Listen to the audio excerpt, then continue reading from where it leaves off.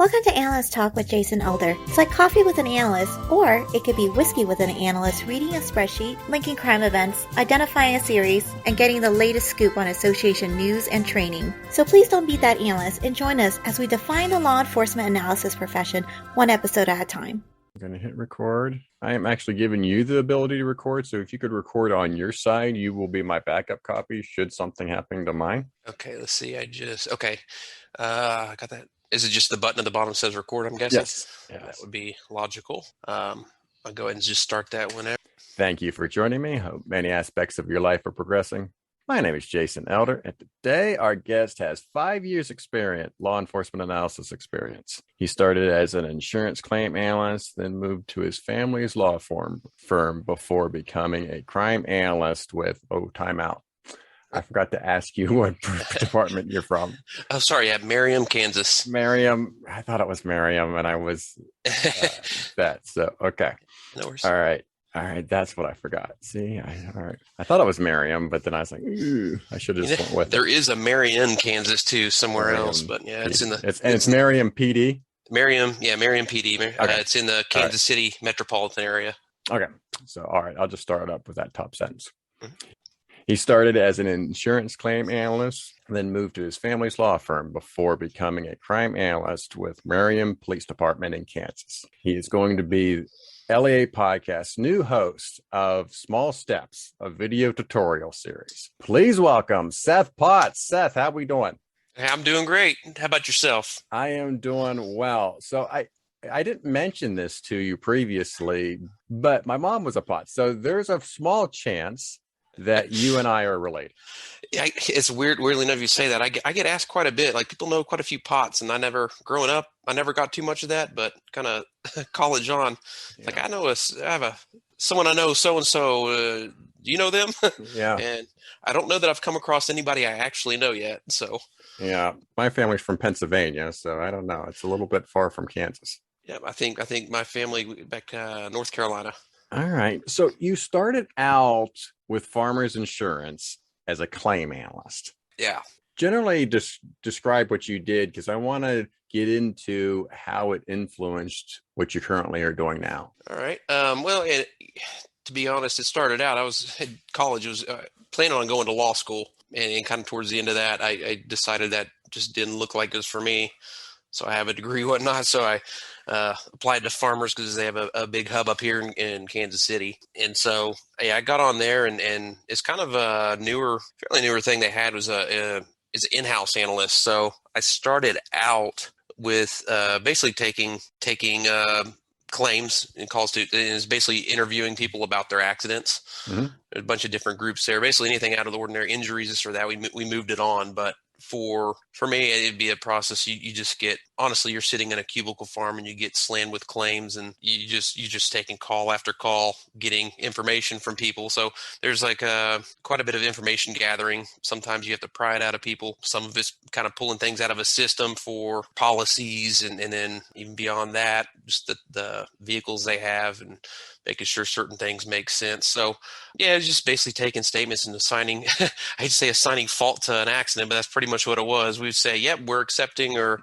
no, or we're 50-50, whatever. And honestly, insurance is quite a bit more convoluted than I ever thought it would have been, all the different branches it goes off on. But, it's interesting now looking at it. There is some similarities. We had a records management system, same way, big database of people's information and their claim history and stuff. It's kind of similar to looking at our records management system, see who has criminal history or just history of any calls for service, things such as that. But I moved on from that to actually estimating vehicle damages in-house. That was kind of interesting. You get photos in. I think the only real connection from that over to the police world was we ask or request police reports to come in. A lot of times they look at those to see if there's any additional information. But yeah, it kind of functions the same. It's a large database of people, and you're constantly looking up information. I didn't deal with it personally there, but when things kind of looked a little suspect, there's certain areas that you'd send a claim to where they would do a little more in-depth research on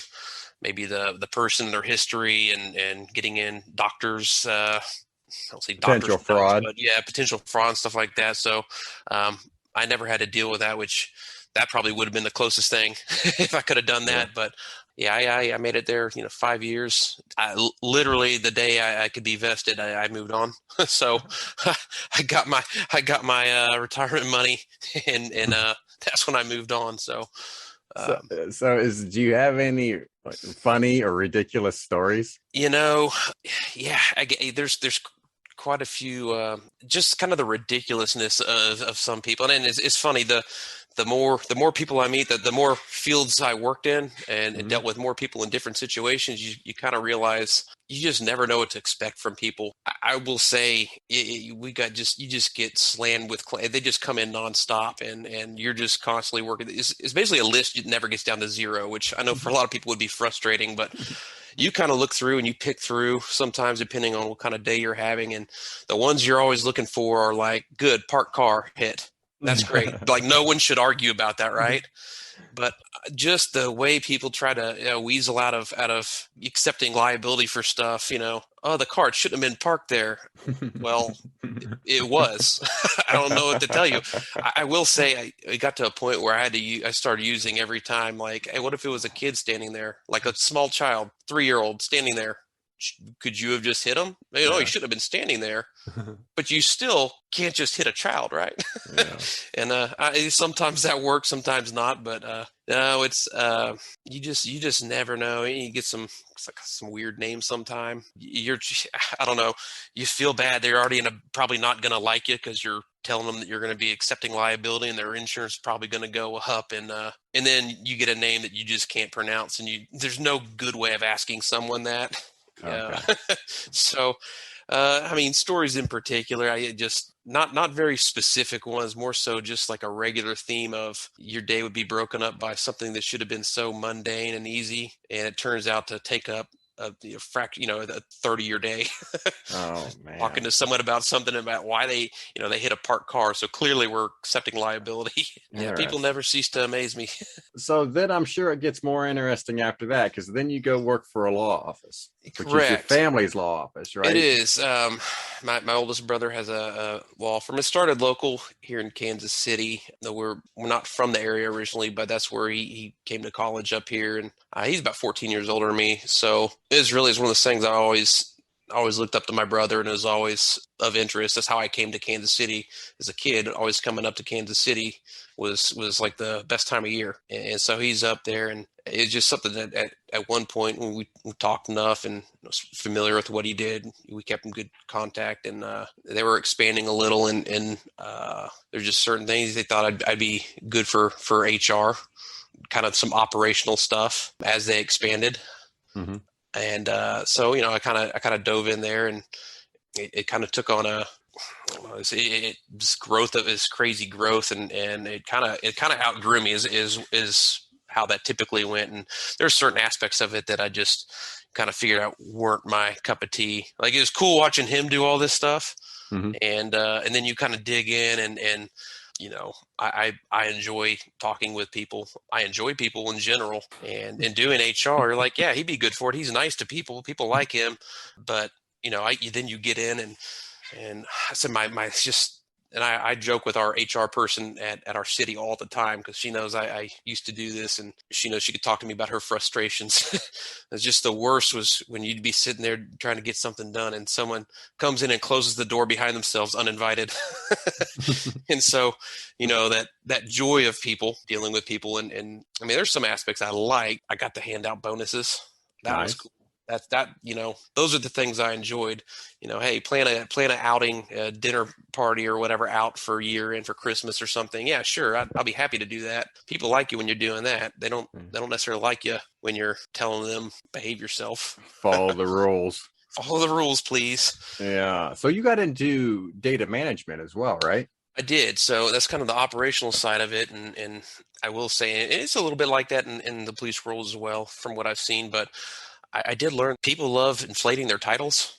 And so the operations director, that sounds a little extreme from what I kind of felt like I did. Mm-hmm. But it's almost like a catch-all. I was doing the human resource, the insurance and this and that, but then they had an IT guy that was out of state, just the contract guy. And a lot of times he'd call me up for different things with the server and when we had issues. So I'd start doing all that. And I eventually with that same IT job that I'm doing there, I kind of dig into the database work there, which once again, kind of like the insurance gig, there's a records management system. Now, the law firm, it's grown and changed, obviously, as you would if you were a city growing and constantly looking to improve what you have. But it was not a great one. It was not a flashy thing. So I'm sure a lot of people would have worked with systems that's hard to get information out of. It was kind of that way.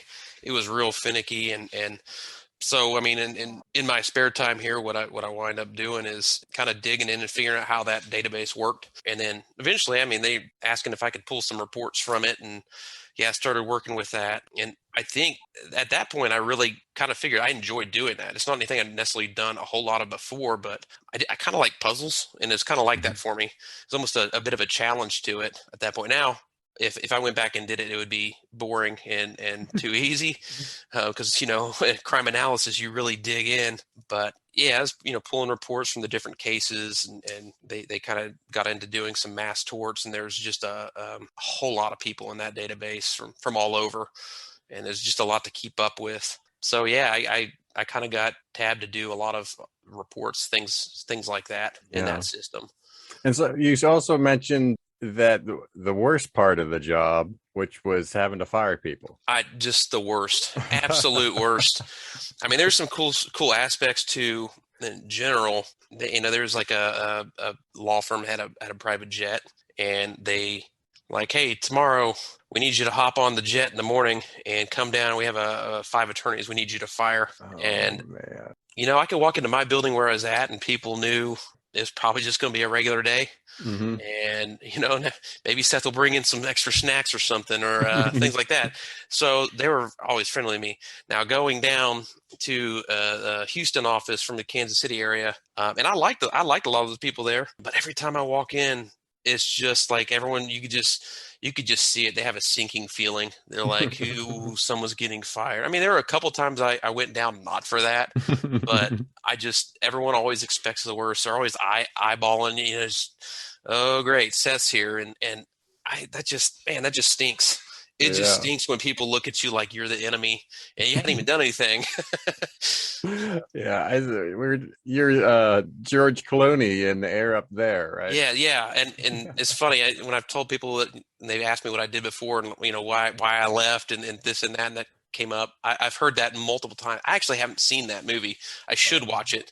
Maybe a little too soon after I left. Yeah, I didn't want to see that just yet, but I need to watch it now. I could probably laugh about it. Well, spoiler alert, it does get dark at the end. Yeah. Like, it's kind of one of those things you're cruising, and then it just kind of like, oh, this just got real. Yeah. I'm going to spoil it a little bit for you. So I do like movies, so I'm kind of shocked I hadn't seen it. So then 2016, you become a crime analyst. Yeah. And not really a lot of experience. And so take us back to just your first days, what you found to be a particular challenge and what your goals were going in and whatnot. Well, there's kind of a number of challenges with it. When you say like I had no prior experience, well, one, no experience with law enforcement. My experience with working with kind of databases and even just Excel, certain things like that, I was okay with, but it was not anything I'd say I was great at. Like the work was similar enough that it wasn't a foreign concept, but there was just a lot of unknowns in general. Kind of another kind of pro and con overall. And I think at this point, I figured it's been a real benefit is the fact that this department had not had an analyst before, so they were kind of flying blind. And what really worked out is that I wasn't coming in with this idea that these are the things I need to be doing for you. Mm-hmm. And they didn't come in saying, hey, just like the previous person, these are this huge list of things we want you to continue doing. So it's something we could grow together with it. So that was what made it easier. But yeah, honestly, I kind of slipped into this job. My wife is Sabrina Potts. She's an analyst. She was at Olathe, Kansas at the time. She had interned before that in Shawnee. And so essentially nobody with experience had put in, and I kind of knew this, which is why I was like, hey, well, I'll put in because this sounds great, because coming home talking about firing people, and she's talking about this auto burglary series and cool. Her stuff sounded cool. Like, we didn't want to talk work when we went out because it's like, my stuff's terrible. Her stuff's awesome. And in fact, I think my favorite thing is this is pre-kids, so what a wonderful time that is, where there's a whole extra amount of time you have to do kind of whatever. So I would go down every time they had the IACA conference. I would go, and it would just be my vacation week. I would hibernate, crank the AC, catch up on sleep, watch movies, go work out at the gyms, but I got to know a lot of the analysts there, and that actually really helped me out, because in the end, like I say, when nobody else had experience, I at least knew the analyst already. I mean, I had some of their numbers in my phone at that point, I'm sure. So I got a lot of help with prepping for it. And so I get my foot in the door, and that's been a support system ever since I started. I relied real heavily on a lot of analysts in the area, and it's no shock if you know any of them around here. They're super helpful. As far as I know, they didn't get annoyed by my questions, but I mean, I still, being married to an analyst was awesome, because even to this day, she'll help me on absolutely anything, I just call her something. I call her desk phone. I don't even know her desk phone, to be honest. So it's been like that ever since, and it's kind of led me to where I am. It's just kind of the culture that I've seen with it. So, I get my foot in the door, and I'd say one of the hardest parts is getting almost friendly with the sworn personnel. The records lady, she's nice to me day one. The 15-year veteran that's kind of grumpy all the time, that's a harder thing to crack there. So there is a bit of a hurdle of getting comfortable with people, or I guess I'm comfortable with them right away, just my personality. But having them get comfortable to me, I guess, was probably one of the toughest challenges, starting out, coming from nowhere. Yeah. Well, you describe yourself as an extrovert, and that is not normally my guests. My guests are usually introverts. So talk about the advantages that you had working your way through these stubborn 15-year vets, and using your communication skills to win them over. Yeah, well, and it's something that I'd give advice to anybody. I have given to several that I've seen struggling starting out. I know a lot of introverts. Obviously, now in this field, I know a lot of introverts, and I know that's a challenging thing. And I know what I see a lot of people wanting to impress with what they can do immediately, and just from my experience and kind of how I handled it and how well it went, and maybe it works, maybe it doesn't. It worked for me, and my advice is always, hey, you're going to want them to be free. I don't want to say you don't have to be buddy, like you're going to go hang out necessarily, but you're going to want them to be friendly enough with you that they'll want to open an email regardless of what you send to them. And so, of course, being extroverted was very easy for me to just go up and start talking to whoever. I mean, I'm told that I could probably go talk to a brick wall for an hour. So, it's helpful. Yeah, it's helpful being able to go up and say hi and kind of joke around with somebody that you don't even know and feel them out. What I made a purpose, one of my first purposes there, what I was like, I have to do is I'm going to do a 4-hour ride along with every officer. Now, that's not feasible for everybody. My department had, I'm trying to think how many on the road, like 30, we have 30 some odd sworn. And some of those are detectives as well. So it's not a huge, it was kind of a huge undertaking, even with that number. Yeah. Like a half a day's 4 hours, work. 30 people, that's 120 hours. And that includes midnight shift. But I felt it was important when I kind of pitched that idea to my command staff and stuff. They're like, yeah, go for it. So I rode along with everybody, and that multi-purpose one, I meet everybody individually and I get to chat with them. They're stuck with me for 4 hours, so they better chat or it's going to be weird. But beyond that, that was an awesome way to get to see a lot of the job. It's fascinating too, because I've talked to some folks that says their department won't allow them to go on a ride along.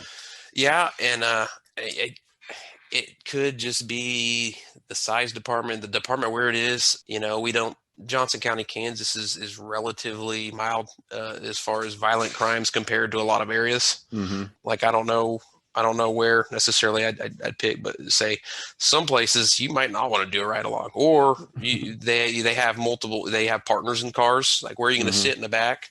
It's kind of hard for them to do their job when you're sitting back where the people they arrest normally sit. So, my department was incredibly welcoming and incredibly easygoing with, hey, let's figure this out together. We'll help you do whatever you need to do, and we'll tell you what we kind of think might be good as well. So, like I say, it was a real growing experience together. But yeah, being a little more outgoing made that easier because, like I say, it's some people are hard to talk to. But I did have one ride along with one guy who's honestly super friendly now. It's the gruff old man. He's a grumpy cat is who he is. And doing a ride along with him for 4 hours, he's not super talkative. I forced conversation here. Mostly with him, I figured, hey, I'm going to ask some actual questions as opposed to just chit chat. Hey, how's your day going? So that I made it through that one. And he's kind of been the de facto IT liaison with the city and everything. So once he figured out I could help him out, it made things a lot easier. So with these ride-alongs, you're getting to know the officer, which that's a great goal. And you're getting to know the city a little bit, knowing what the area looks like where you have the most problems. Yeah. Is there something that surprised you that you learned while going on all these ride-alongs? Well, as everything was fairly new in general, my experience was either stories I've heard from other analysts or TV, was like probably what most people know. I don't know if there's anything that was just incredibly shocking. Doing traffic stops on the highway. We have a pretty busy stretch of highway that comes through our city. It's actually the busiest stretch of highway in the state of Kansas, comes right through our southern border, and pulling people over. I'm in the passenger seat and we're on the shoulder, and it was nerve-wracking to me seeing the officer get out on the side of the car, and that you kind of learned who liked what and who was okay with what. I had some officers I rode with it. We never got on the highway. I don't blame them. Mm-hmm. It's horrifying. But I had one ride along that was, I got in the car with them and immediately got on a call to our hospital, to what's called the BHAC ward, which is kind of the mental mm-hmm. facility, small mental facility within the hospital. And we spent the entire 4 hours there. And that was wild. That is something I had never experienced, was being around much less multiple rooms full of people that were just screaming obscenities or talking nonsense, and seeing the way they handle that. And honestly, how calm this officer was with it, which I'm kind of wide-eyed, like, oh my gosh, what is happening? Was there a particular situation going on at the hospital, and that's why the officer was called in? Yeah, that was just, I'm trying to think specifically. I think it was someone that was in the parking lot, and I can't remember exactly. They might have been making crazy statements or pacing back and forth or in and out of the building, and it's like someone had dropped them off, and they were just, I won't say violent, but looking like they were quite unstable. So they put them in there and get an involuntary committal, I guess, at least for the short term, to get them checked out and whatnot. But it was crazy. No pun intended. It was nuts though. Like, I had never seen anything like that. And now looking back, I'm like, yeah, that happens. That's all the time. That's having a hospital in your city. You see stuff like that. There's always trade-offs. We don't have a Walmart, which is good, but we do have a hospital, which is bad. Yeah. That's interesting. So I went on a ride along once in Cincinnati, and the officer drove like 55 miles an hour everywhere he went. Yeah. And his reason for doing that was that at any time, if he gets a call that's an emergency call, he wants to be ready and be used to driving that fast. Huh. I don't know if I necessarily agree with it, but that was his rationale. Yeah. Well, I have kind of figured and learned with that. It's kind of, hey, whatever gets you there, whatever does it for. Yeah, that seems a little odd to me too. Yeah. I don't know that I came across that with any of my guys necessarily, but yeah, you definitely use some different personalities, how people handle different things. Some are more prone to want to get up and go quick, whereas some, and typically I'd say that's newer officers to veteran officers. I think most of my veteran officers, they hardly ever going to run hot to something. Yeah. They're. I guess I don't know if you say they're just so used to stuff that they have a better feel for. Hey, me flying to get there is not gonna do anything in this situation. But yeah, they kind of all have their own personalities and things that they feel comfortable doing. That's for sure. Oh, interesting. So then what have you turned the position into now? So as you mentioned that you're new, it's new to the department. I mean, what have you turned this position into? So, one of the things they liked on my resume was that I had some IT knowledge. I never claimed to be an expert in it, never claimed that it was the main part of my job duties necessarily, but that I was familiar with computers and a lot.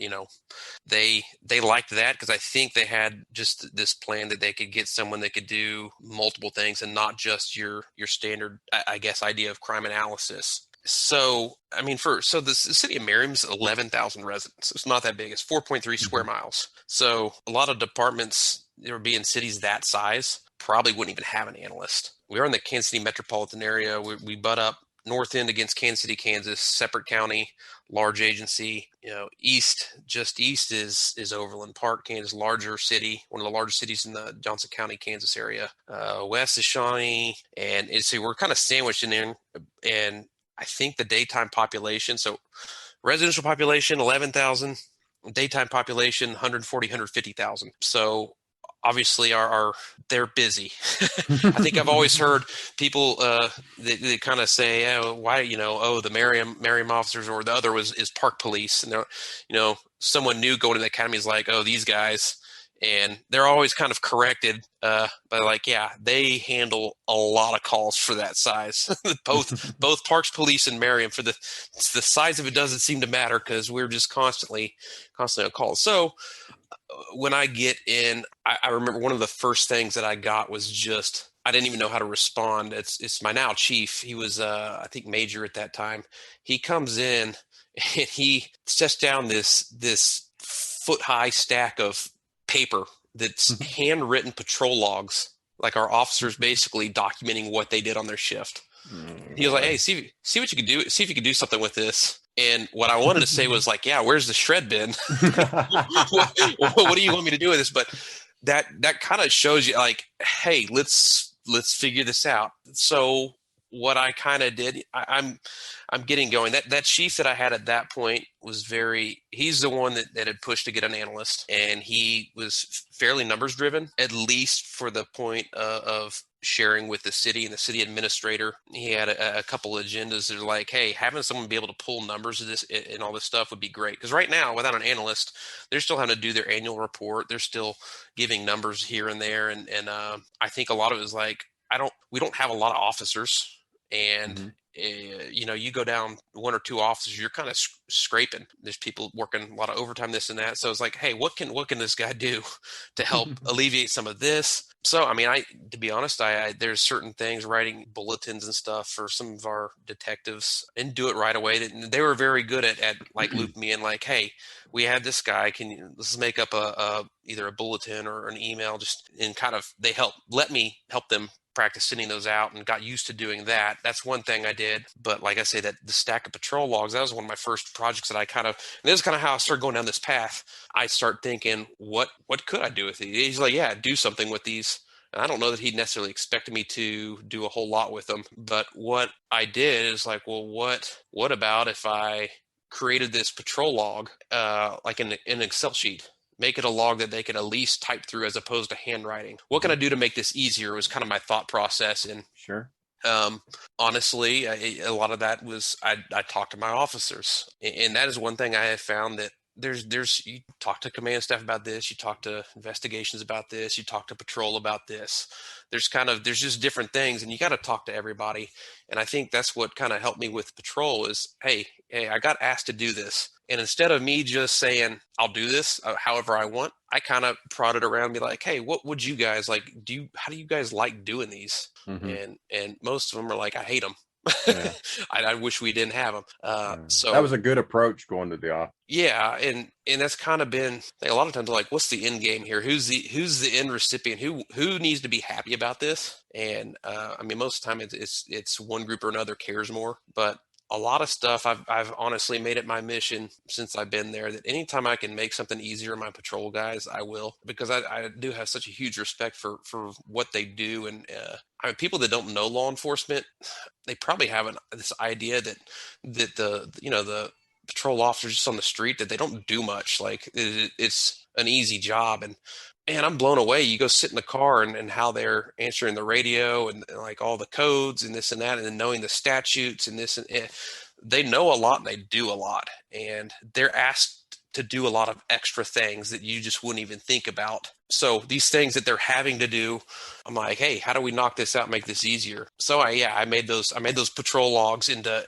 an Excel sheet that automated a lot of stuff. It counted up the time for them. They didn't have to do that. It actually, I created something off that pulled up their monthly stats for their supervisors. And I'm happy to say at this point, I've built something that just does their halfly for them. It's just an Excel form. I like making easy buttons for them. So they go in and they put the date range, and there's a drop down with the officer's name, and it pops out all the information they want that's gathered from our records management system. A separate sheet that someone's filling out for their fitness stuff, another one they fill out for the range scores, and then I had tied it into CAD for shifts worked and some other items like that. But now, instead of them doing these patrol logs, the handwriting, everything is evolved into they don't have to do any of that, and it's all tracked. And in fact, it tracks more than what they thought about tracking before automatically. So I've kind of made it my goal to anything that someone asks for that takes time. I'm like, hey, well, let me see what I can do for you about that and make that easier, at least easier, if not non-existent. So that's kind of, yeah. Do you still, is it just an Excel spreadsheet sitting on the network, or do you use a more online version so multiple officers can use the spreadsheet all at once? So the spreadsheet, originally how that was, it was on a server, a shared server, and they all had their own folders. Oh, I see. So in their cars, they just they have a shortcut to that server, and they just pop open their folder with their name, open their sheet. And it's one of those things that the more I've learned, the more I'm like, you ever get those projects where you've done a lot of work? It's been almost like a work in progress, and you can look back and see things you could fix, but then you're going to have to redo everything. So you're like, you know what? It is what it is at this point. Without totally breaking this thing down, we're just going to keep adding to it or fixing this or that. Yeah. That's kind of how that went. But they all had their own spreadsheets with their own formulas built in and everything. And I mean, I'm trying to think. It only took part of a day or whatnot to redo them for the next year, because I just had them for a year at a time. There's tabs for every month and then the days of the month. So it wasn't too bad redoing that. And like I say, of course, at this point, I just have it all tied into an Access database, just a form that they, like I say, real quick, just here's your dates, here's your person. So that's kind of how that's gone. But yeah, Excel was, I think it's the one that if you're not a computer guy, but you have programs you have to use, that's typical, other than Microsoft Word, I guess. Excel's the one that people are going to know and they're going to feel most comfortable with. So that's kind of where I started. But yeah. I can relate to that. Yeah. Yep.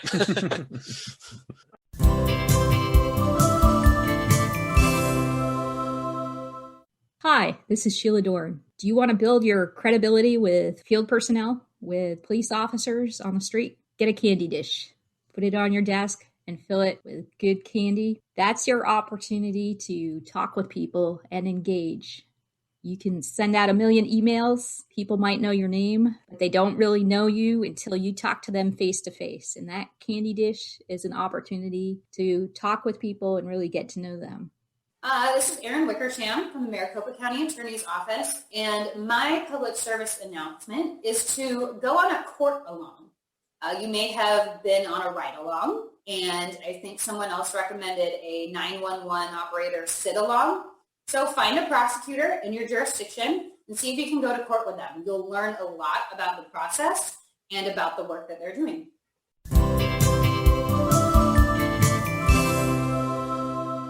All right. Then you just kind of get your hands into a bunch of different cookie jars then. Oh, yeah. Right? It's just yeah. one thing after another. And soon you get yourself being part of officer-involved incidents. Correct. And you, as you mentioned yesterday in our prep call, there's no internal affairs there. Mm-hmm. So just kind of take us through what your role is with these officer involved incidents.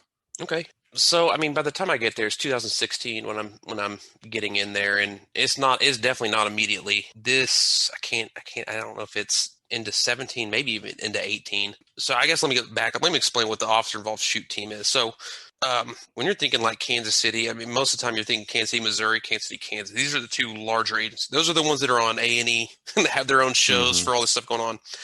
Johnson County, Kansas, is suburbs of Kansas City. That is, like I say, just south of KCK and west of the state line with Kansas City, Missouri. So there's just a handful of agencies that are smaller for the most part. Olathe and Overland Park are the two largest in the area, and then the rest are significantly smaller as you go down there. But the way, and I'm not sure when they started. I've heard them talking about it in stories in the past where they decided to do this, and I can't remember where they got the idea from. I kind of feel like I heard something at one point that it was something that was popular in Europe, kind of a way to handle it. And I think the idea is that it takes some of the agency bias out of it. It also kind of lets, how people kind of have I get the idea that if you're an IA, you're just kind of not liked because you're kind of like being HR. It's weird. Yeah. You can relate to that too. Yeah. Right. So, I mean, the idea is an agency has an incident where an officer has discharged their weapon, and there's some more variations of how this has gone and things they'll handle. But in general, that's the idea. An officer has fired a gun, or there's been a critical incident where some sort of use of force was used that could end in the death of a suspect, or sometimes it could be the death of an officer. Most of the time, there's just maybe some injuries, things like that. But the idea is it's going to be handled by a team built out of all these smaller agencies. There's every team contributes people that are on this team, and they investigate it, which I tell you, that's one of the coolest things I've ever seen. Because if you think about how long it might take to do one of these things on your own. So they basically, these guys come in, and there is an officer in charge, OIC, and there's several of those from several agencies, and they kind of rotate who does that. And then that person, their agency, like the physical building would be the host of it, and all these other agencies representatives would come in, and then there's these the leads up front that are basically handing out leads to people, saying, all right, this one, go get video of this and that. And there's typically, they'll go in teams of two sometimes by themselves, but man, the speed at which you can knock out an investigation when you have a team of people, and it's just go, go, go. I just did one the other day. Obviously still not resolved necessarily. And it was, I guess, fairly simple compared to how some could be. There was one area this happened in, but it never ceases to amaze me that these guys come in and there's like 100 leads typically. A lot of times it's over 100 leads. And in the matter of 3-4 days, those are almost completely done. And so what happens is, I've been there long enough, and I've done stuff like the patrol log, and one of my captains is actually one of the OICs, the officers in charge, and he gets a call for an officer involved. This one was a little weird because it wasn't a shooting; it involved a taser, but the guy died. So we're like, hey, you know what? I know it's not our typical thing, but we asked the agency, like, hey, do you want us to just investigate this like we normally would? And they're like, yeah, that's not a bad idea. So we do. And my captain's just like, hey, you want to come out to this? And when you got someone in command staff when I was saying, hey, you want to come do this? You just, yeah, sure. If nothing else, it piques my interest, right? So I get out there, and it's it's kind of the who's who out of detectives from these different agencies, and a lot of names I recognize, didn't know their faces, and I get in there and it's kind of, okay, what can I do? And knowing that I deal a lot with some of the IT stuff, they start giving me like the videos and stuff.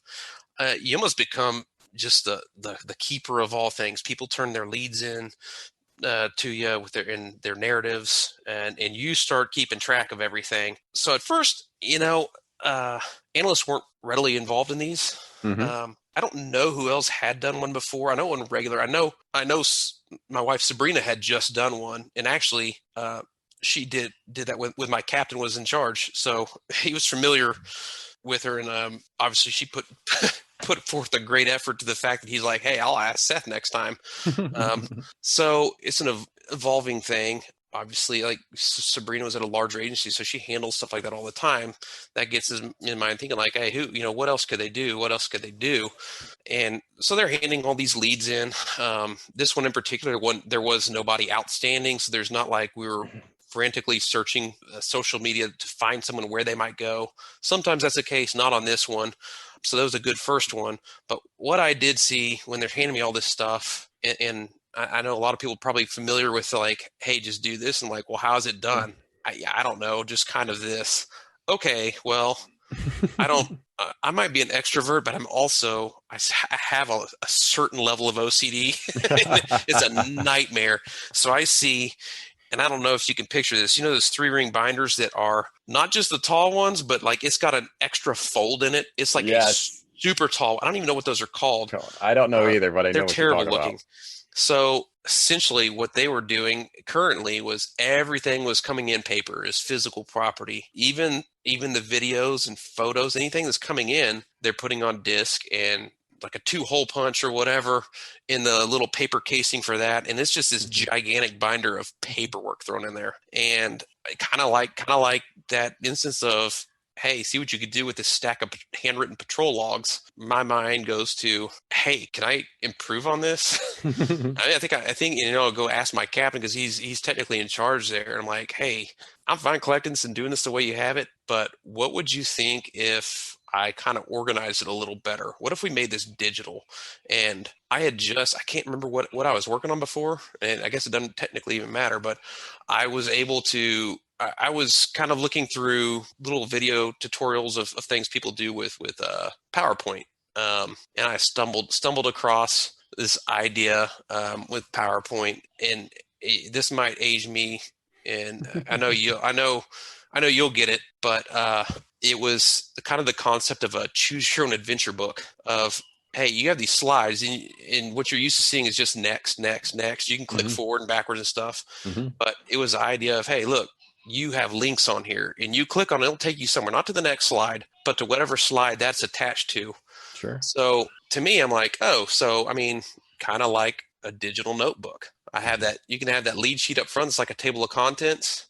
And we put all the stuff in it, and you can click on lead whatever, and you can go straight to it. Any videos attached. So I had within a day or two before, I was messing around with that, building something out, testing it out. And so this was my first big test, even doing this.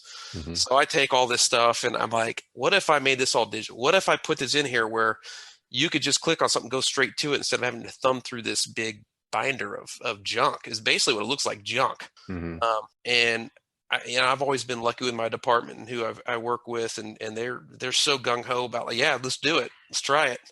And so the DA's office likes it, which to me, kind of again saying, hey, who's our end audience? Who we need to make happy here? There you go. Is the DA's office in this case, which so we do it. And they like it. They like the idea of it, and we've kind of rolled it back a little. We don't go crazy on it every time, but I had a chance to talk with the DA and the assistant DA out there, and just say, real briefly, like, yeah, this is what we're doing. Like, just out of curiosity, what do you like? What do you not like? And it's kind of funny. And I don't ever take, I don't say criticism necessarily, but if I work hard and build something and someone's like, yes, it's not my thing. Yeah, it sucks. It does, but at the same time, like, I kind of go into it saying, well, I learned from that. Now I could use that somewhere else. But I'm like, hey, that's fine. That's that's honestly kind of how I feel about the work is, hey, I'll put in that extra effort and it needs to be what you guys want. So if you don't want it, I'm not going to spend my time on it. Mm-hmm. But it's kind of a fun learning process as I go. So we kind of tweak it down, and at times now, at very least, they don't always want the PowerPoint. Sometimes it's nice for like a quick, brief summary, but a lot of times it will be just kind of, hey, at least as long as you have folders that are labeled lead one, interview so and so, and then in that folder there's the narrative, any attachments, any video. At very least, that's come out of it where they're not looking into a binder every time. They're plugging in a thumb drive. And it streamlines the process and makes it a lot easier to make sure you have everything. Now, does the officers wear cameras? Well, like during this investigation, are you saying, or just like in the different agencies? Like the different agencies, or I guess both. Are they available in different agencies, and were they wearing one in this case? Yeah, I believe.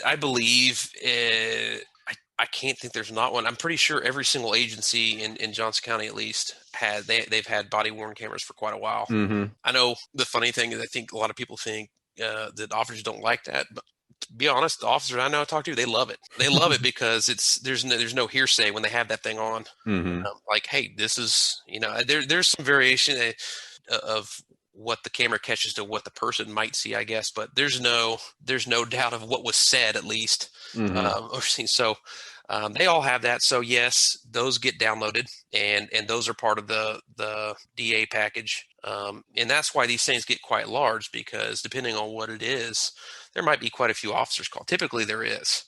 Mm-hmm. And so then you're looking at every single body worn camera, in-car cameras. And like I say before, that's all been on disc. Here's a disc of this. Here's a disc of this.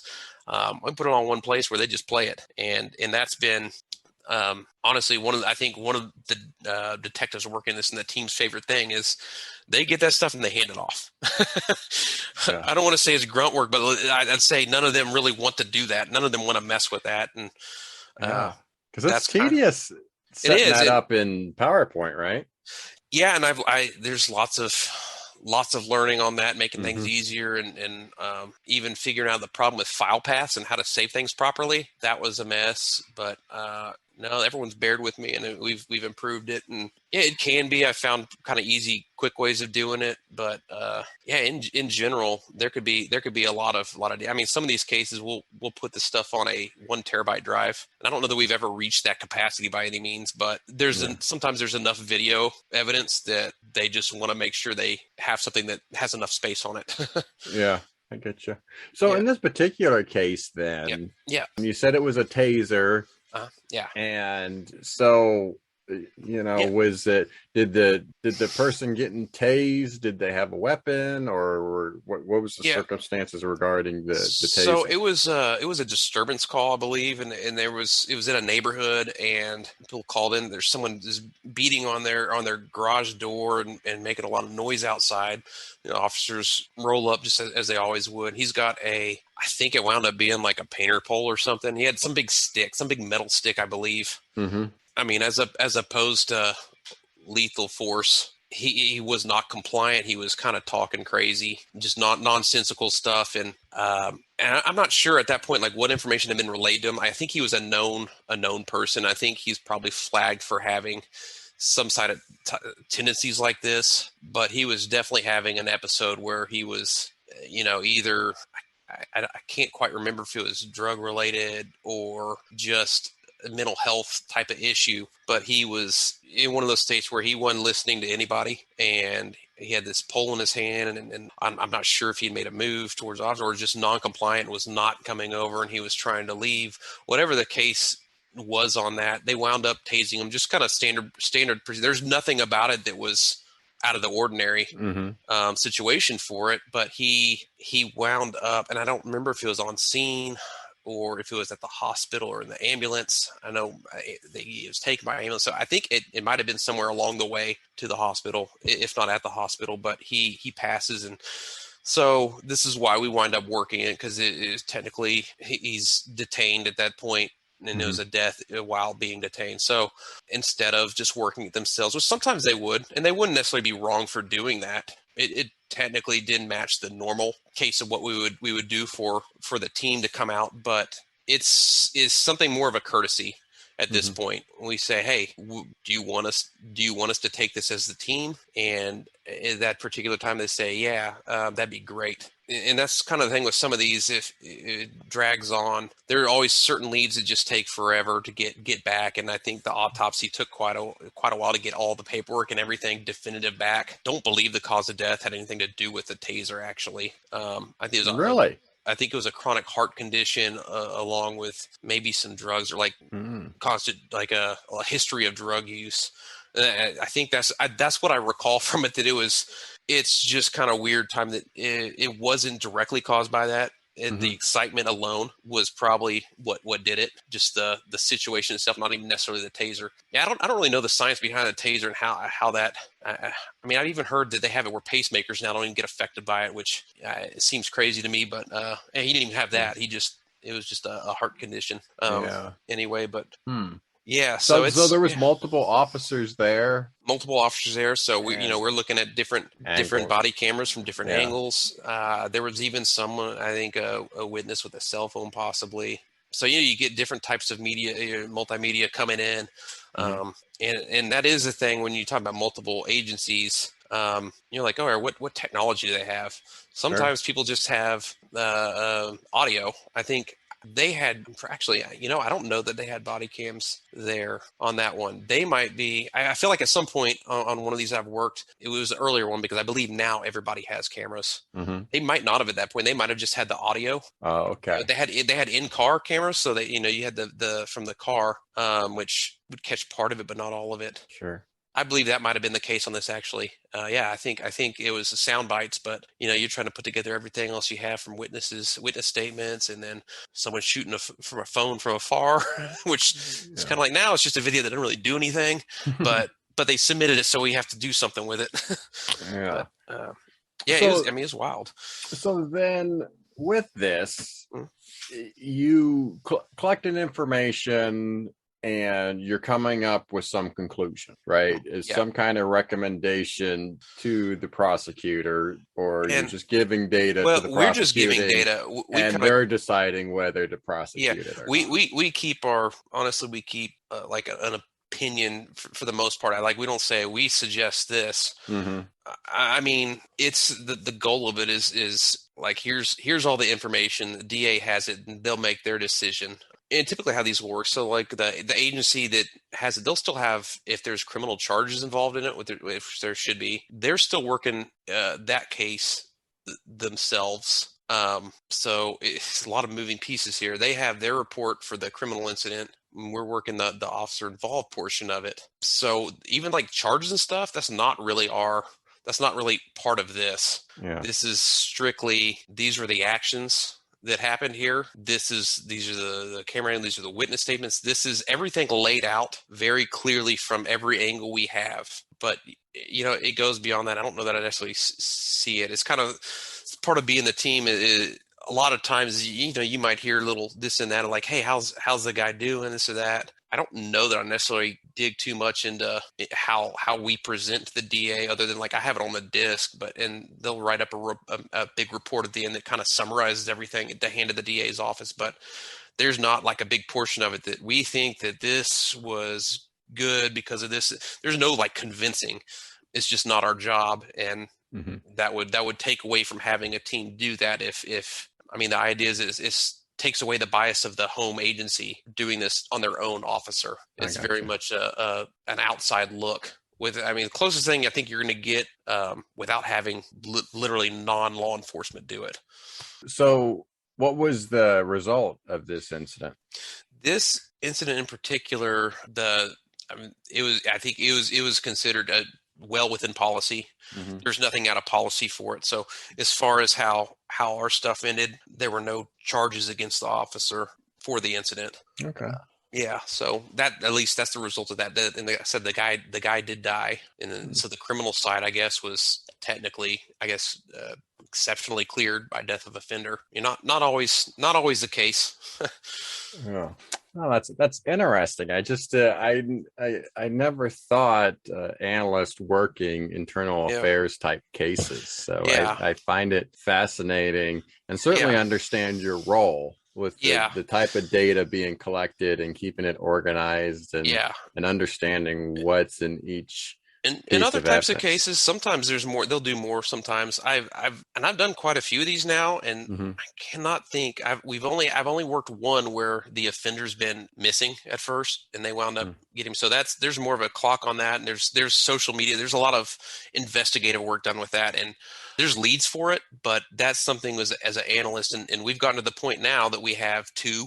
We want two at every one of these. And if any analyst knows they've ever got a chance to work with another analyst, another agency, whatever, it's kind of cool seeing other analysts work and what resources they have and how they do this and that. And I would say it's almost exponential, the kind of work that gets done. It's not just doubled. It seems like bouncing ideas off of each other and very much like, hey, all right, you look this up and, oh, you came across it. I'll start looking this person up, or I'll look at this address or whatever. So I know there's lots of different types of analysts, and around here, especially these smaller agencies, a lot of times these analysts do everything. It's not just analytical. It's not just admin and investigative. It's pretty much all. Some of them is all together. Like me, there's no other analyst, so I pull the numbers for the city. And my favorite thing to do and where I sit is in investigations. And from most of the analysts that I've met and talked with, I think if they have a chance, that's the most fun. That's the thrill, is getting to help detectives dig in and do a lot of that research. And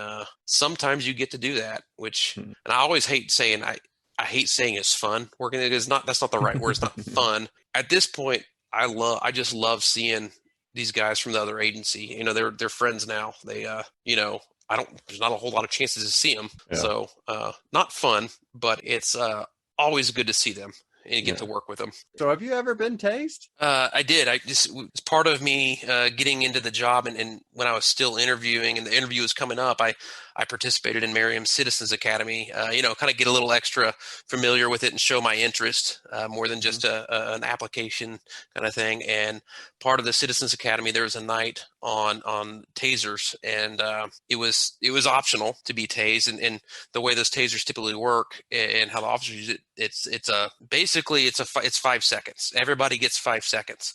There is the ability to cut it off short. They don't do that in the field, because that's where you get into, well, why'd you cut it short this and not that? So everyone gets a 5 second ride. A couple people did it just a quick burst. And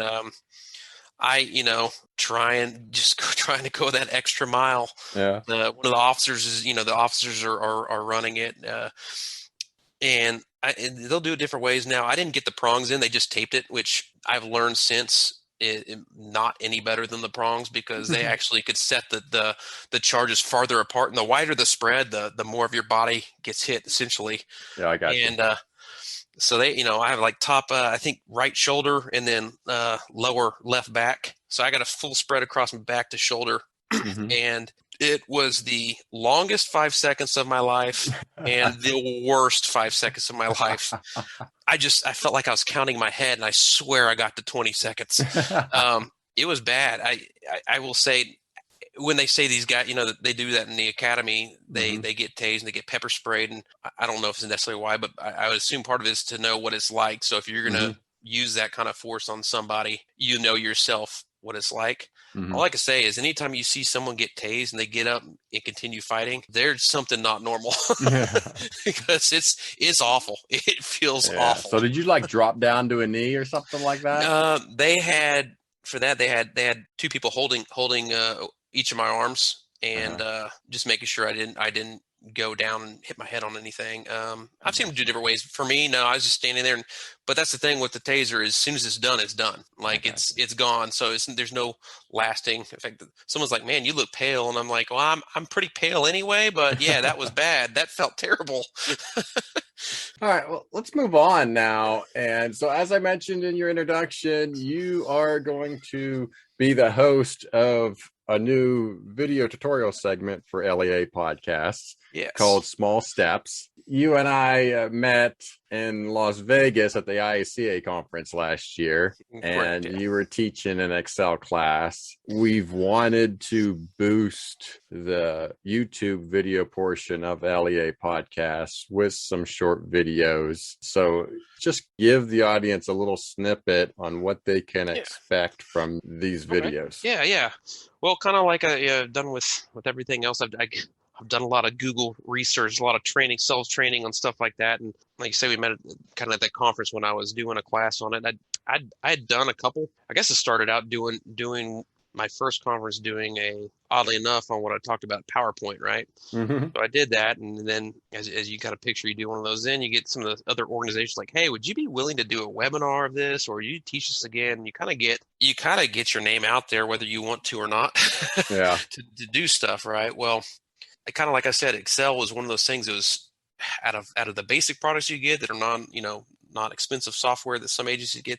It's one that everyone typically uses. So it was easy to study up and kind of it's a rabbit hole. It seems like it's never ending. There's always something. In my experience with conferences and training, and from what I hear from other people, it's always a wildly popular thing. Some training on Excel or Access or any of these products that everyone uses. And it's like you just never get tired of learning some of this stuff. There's always something new. Chatting with you earlier, there was a new thing I learned the other day that's like as simple as pressing Control E. And I'm like, you get into VBA coding and all this stuff, but I didn't know about two keys. Yeah. So the idea is there's a lot of things, and without having to sit through an hour-long thing to get through multiple things at once, just the short videos. And kind of the way I like to is, hey, like when you're searching for something yourself on YouTube, this or that, what do you get something specific, you get a small piece, and it's a lot easier to digest. So I think the idea behind this is really, sometimes it might be a couple episodes in a row tackling the same type of thing, but it's just a quick, hey, check it out. Here's a quick tip. Here's how you do it. And for this specifically, it's typically using some law enforcement type data, some data that'll be similar to what you would use and how you could use it. So like examples, just, text a column or certain formulas, concatenate, VLOOKUP, XLOOKUP. Some of these, some of these you just, like I say, you might not. I don't by any means consider myself an expert. I hate that word. I dabble. I dabble in lots of stuff is how I look at it. But I think being an extrovert and kind of talk to whoever and kind of my passion with the job is I like to help. I'll help whoever. Yeah. I'll help my patrol, anything to make it easier. I kind of learn at the same time, and I love sharing with other analysts in my area. Like I say, being married to another analyst, we know all the tricks.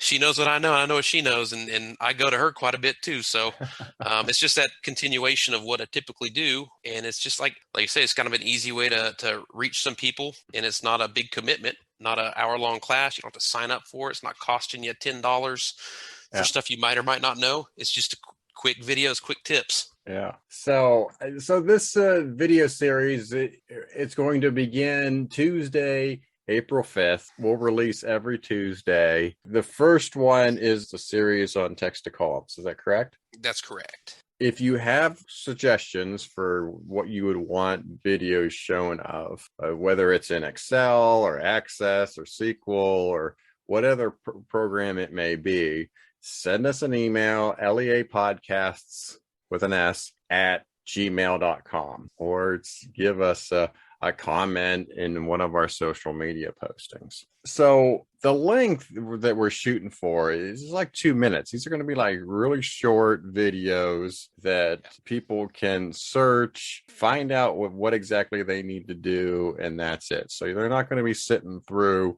a 20-minute video trying to just get through one aspect of the video. Yeah, it's pretty pared down to one item. So it's either, if you get on there and you're like text to call them, I know text to call them. I mean, that's what it is. You don't have to wait through to see what else I'm talking about. It's it's short and pretty concise. That way you're not sitting through a lot. Yeah, and I will admit there was something in text to columns that you showed me that I didn't even know. Yeah, which is crazy. Like I said, I'm not an expert. I was just say I'm no Jason Elder in Excel, and I'm no. You're making me blush. Yeah.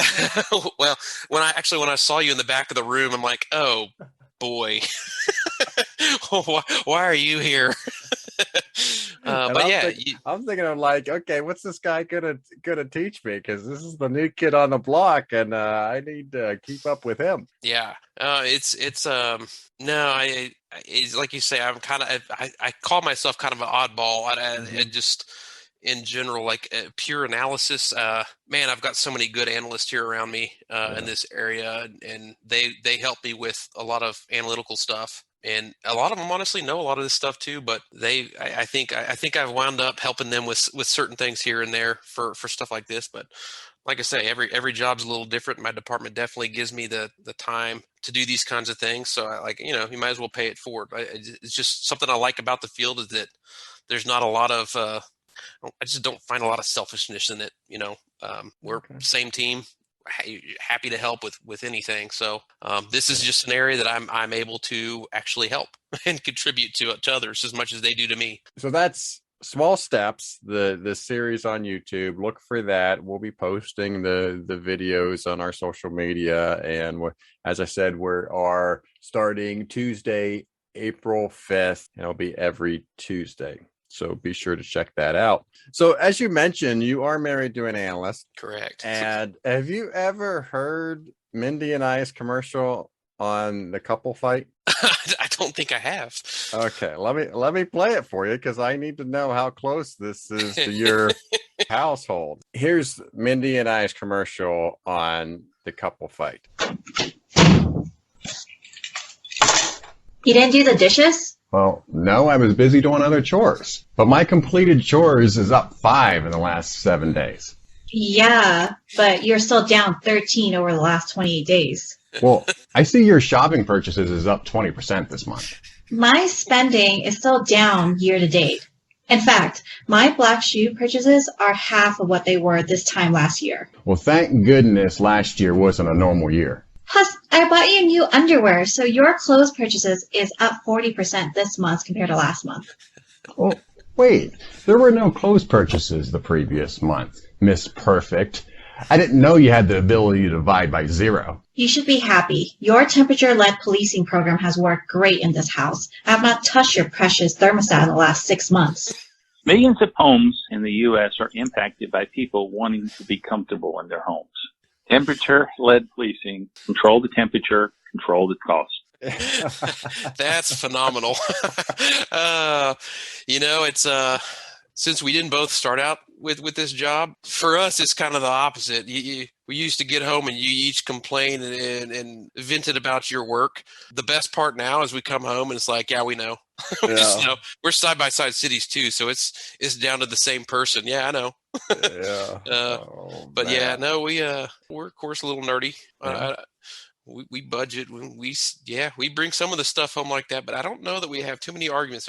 Most of the time, I just assume she's right on it. That's probably the best policy anyway. But I guarantee stats and all this stuff. She's definitely knows more than me, so I know better than to argue. So, what about temperature-led policing in the house? We're honestly on the same page with that. That's pretty crazy. I hear people argue about that. We have that in the station. Everyone complains about the temperature. So yeah, I talked to one of the maintenance guys, and his goal was if half the people are complaining it's too hot, half people are complaining it's too cold, he's done his job. Yeah, right. Yeah, we like it cold. People probably hate. I know my parents, when they come visit, they ask for an extra blanket. All right. Well, very good. Well, let's our last segment to the show is Words to the World, and this is where I give the guest the last word. Seth, what are your words to the world? Words to the world. I don't know. From my experience with all this, what I'd like to say, I know not everybody's extrovert. I know it's hard to put yourself out there for stuff. And I know this sounds like something your parents probably told you when you were a kid of, oh, no one noticed, no one cared. It's just kind of how I've learned throughout all this is you don't have to be an expert on something. You don't have to be the top of your field. You don't You don't have to be a well-known person. It never hurts to try to help, no matter what it is, whether it's work-based or not. But if you ever thinking that it's just, I don't know, you're embarrassed or you don't think someone's gonna care or someone's gonna look down on you for doing it, I guarantee it's not the case. It's always okay to help somebody, and it's not necessarily about if you think you're qualified to or not with some of this stuff. And you get an opportunity to reach a hand out to somebody. You never know how much of a difference it could make, whether that be something for a type of peer support or something, just a listening ear, or in a case like this, it never hurts to lend a hand on work, Excel, whatever. You guys out there in IACA, your regional groups, when they ask for someone to present, if you got something, it's not a bad idea. Just do it. Just do it. And what worst case scenario, you didn't like it and you don't do it again. But I guarantee there's not somebody sitting out there saying, who is this person and why are they doing this? I think we overlook that quite a bit. We make it about us and not about others. And sometimes that is just the thing somebody needs is someone just to speak up to do something that might help them. You just never know. So if you're ever on the fence about it, err towards the side of doing it. That'd be my, I don't know if I call it words of wisdom. It'd be my outlook on stuff that's kind of wound up helping me in my career and honestly making friends and just overall being a happier person. Oh, very good. Well, I leave every guest with you giving me just enough to talk bad about you later. That's all right. But I do appreciate you being on the show, Seth. Thank you so much, and you be safe. Yeah, absolutely. You as well. Thank you.